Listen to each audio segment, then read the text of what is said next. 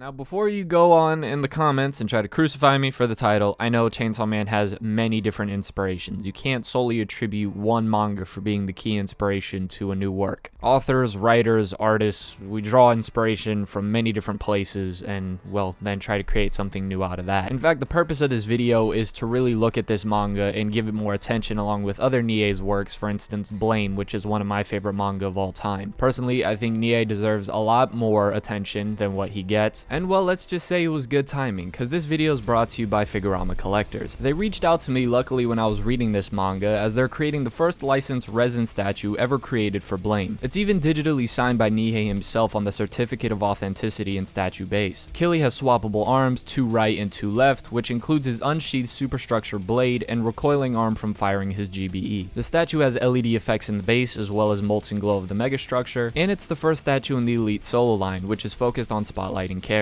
It's Figurama's first sci-fi piece, and the payment plan is up to 10 months, as little as $52 per month. The coupon code is AsuraBKS, which will give you $25 off on the statue. You can find other information and product description on the website. Links to that will be in the description below. I also encourage you greatly to join the wishlist just to be notified as soon as the pre-orders open on March 27th at 11 p.m. JST. If you were actually really interested in this product, I really encourage you to do it quickly, because Figurama collector statues have a habit of selling out the same day, some as little in 55 minutes. So once again, thank you so much to Figurama Collectors for giving me the amazing opportunity to promote Nie's work.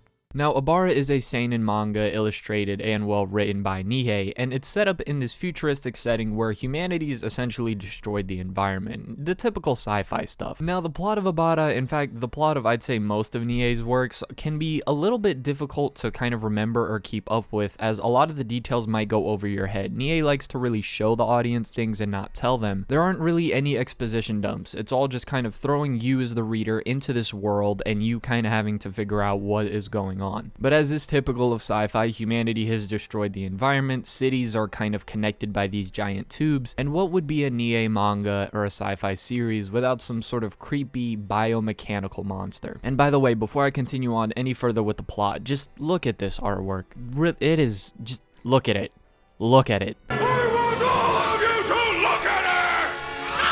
I think the creativity and the art style and technique is all put into display by just these few panels that I'm going to show you throughout the entire video. I've complimented many other mangakas for doing this, especially when it comes to the horror psychological genre of seinen manga, but when it comes to using dark tones, I think Nie is easily one of the best. In fact, I think it's truly his line work that's really impressive. He's able to give this raw feel, but yet it feel clean and compact. In fact, a lot more clean and precise than I would say Chainsaw Man with its artwork. That's no slight to Chainsaw Man, just praise for Abara and Blame. In fact, with some of the designs and again the overall aesthetic and feel of this manga, you can tell where I think the author of Chainsaw Man was really able to grasp the aesthetic inspiration for his series. In fact, it's really cool reading Abara after reading Chainsaw Man, as I feel like some of the subtle similarities really stuck out to me. I think a lot of them could be coincidences, but yet it's hard not to kind of connect some of these things. However, the origin of these sci-fi monsters are known as white ganas, if I'm not mispronouncing it, and essentially these are humans that have mutated into these monster-like creatures that now pose a threat to humanity. Key phrase there, posing a threat to humanity, as whenever something mutates, it can never coexist peacefully with us as people. If not, it just seems to be hell-bent on destroying us, the human race. This thing was like alive for 5 seconds. Saw one person was like, yeah, no, this isn't it. And in a pretty typical sense when it comes to this trope, using the power of the enemy and then adding it to your own forces because the military thinks that that's a good idea in order to combat the enemy is what's well implemented within the series. So in order to combat the white ganas,